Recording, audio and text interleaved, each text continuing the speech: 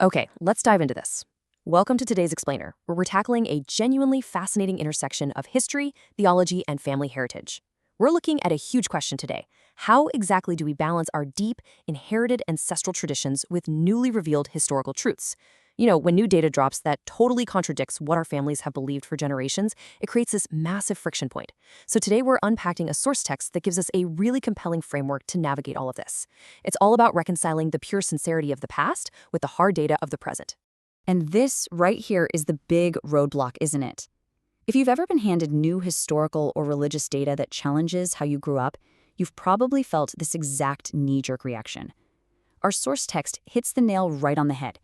It points out that when we're confronted with a new truth, our immediate gut-level fear is that by accepting it, we're somehow betraying our grandparents' faith.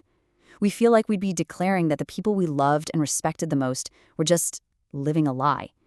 But the text argues that this feeling, while completely understandable, actually comes from a misunderstanding of how historical accountability works.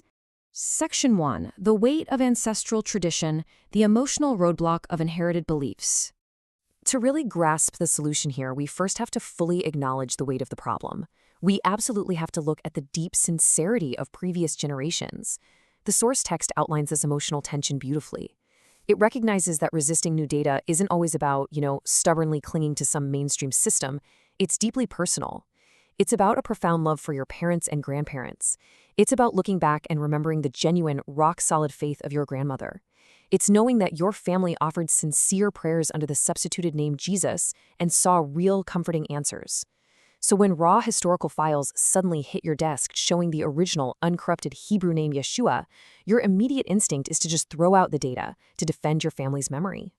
But to get past this heavy emotional roadblock, the text shifts our focus entirely. It asks us to zoom out from our personal feelings of guilt and look instead at what it calls divine legal mechanics. Basically, according to the source, this refers to the structured, objective rules by which the Creator handles history and judges humanity. And the absolutely crucial metric here isn't perfection. It's based entirely on a given generation's access to truth. Section 2. The legal cloak of ignorance, sincerity under maximum available light. Now, what's really interesting about this concept is the fascinating framework it introduces. The text defines something called the legal cloak or the shield of ignorance. This is described as a legal covering provided to past generations. The condition for getting this covering? Well, they had to have aligned their hearts with the Creator using the absolute maximum amount of light that was available to them in their specific generation. Even if that light was heavily, heavily limited by the era they lived in, this legal cloak protected them. Why? Because they physically had zero access to the raw data we possess today. And just how limited was their light? Well, the source points out that massive amounts of foundational data were essentially buried under centuries of institutional whiteout. We're talking about uncorrupted ancient texts, the deep files of the Ethiopian canon, complex 364-day solar calendar matrices, and the original linguistic records proving the true name. The whole shebang was completely inaccessible to your great-grandparents. They were operating in an era of historical blindness, literally an information dark age. So let's look at how this actually played out. On one side, we have the ancestral action. Your grandmother called on a substituted name in total, pure sincerity. She was aligning her heart based on the only map she was ever handed. And corresponding to that is the divine response. According to the text, she was legally covered by this shield of ignorance. Her prayers were answered because her actions were rooted in sincerity, not some rebellion against the truth. She simply didn't live in the era when those hidden files were scheduled to be dug up. And this brilliantly illustrates the biblical precedent the source uses to back up this entire legal framework. It points right to Acts 17:30, which states, "And the times of this ignorance God winked at." The text uses this to establish that there is a clear scriptural precedent for the Creator overlooking past eras of historical blindness. It further reinforces this with John 15:22, which says, "If I had not come and spoken unto them, they had not had sin." This highlights the legal argument perfectly. Without access to the hidden files, without the truth being explicitly spoken or revealed to their generation through hard data, our ancestors were legally covered. Their ignorance was a legitimate, recognized legal shield. Let's move to and see how this builds in Section 3. The blueprint changes today. The books are opened for this generation. The narrative takes a pretty sharp turn right here. Let's walk through this timeline to see the shifting eras of information. Centuries ago, we had the massive institutional whiteout that buried the truth.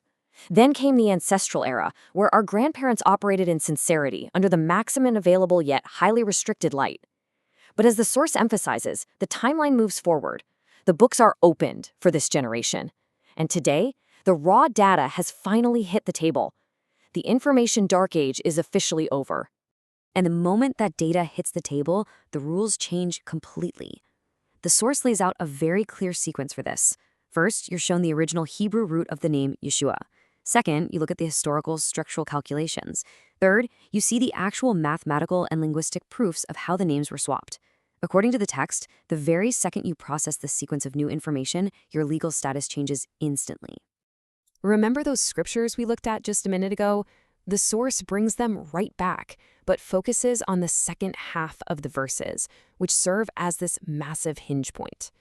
Acts 17:30 continues, "But now commandeth all men everywhere to repent," or, as the text clarifies, to align. That phrase, "but now," that represents a severe, immediate shift in our modern legal status. And the second half of John 15:22 makes the expiration of that legal pass explicitly clear. But now they have no cloak for their sin. The legal shield of ignorance that covered your grandparents, it's completely gone for you. Why? Because you have the data they lacked. To summarize this massive shift, back in our grandparents' era, they operated with buried texts under a shield of ignorance, which granted them a legal cloak. But in our generation, we have opened books and raw data. Therefore, we carry a new legal responsibility. The huge takeaway here is that you simply cannot live under your grandmother's legal ledger.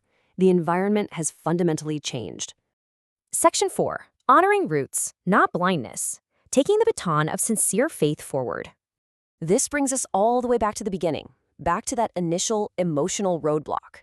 How do we resolve the fear of disrespecting our ancestors? The source states this so beautifully.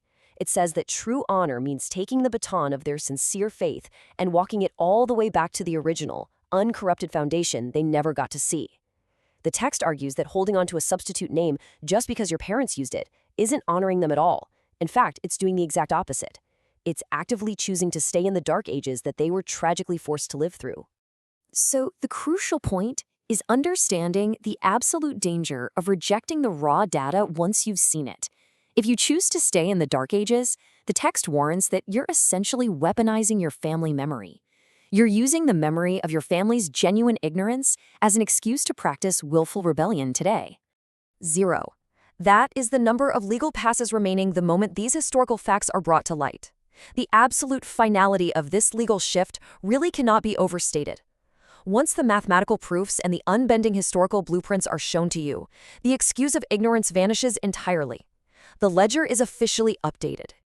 Which leaves us with this final, incredibly provocative thought from the source.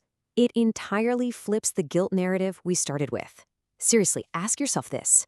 If your grandparents, with their deep, genuine faith, were alive today and saw the raw mathematical proofs and the undeniable historical blueprints of the true name Yeshua, wouldn't their sincere hearts drop to their knees and accept it in a second? By embracing the newly revealed truth, you aren't betraying them. No way. You are fulfilling the journey they started.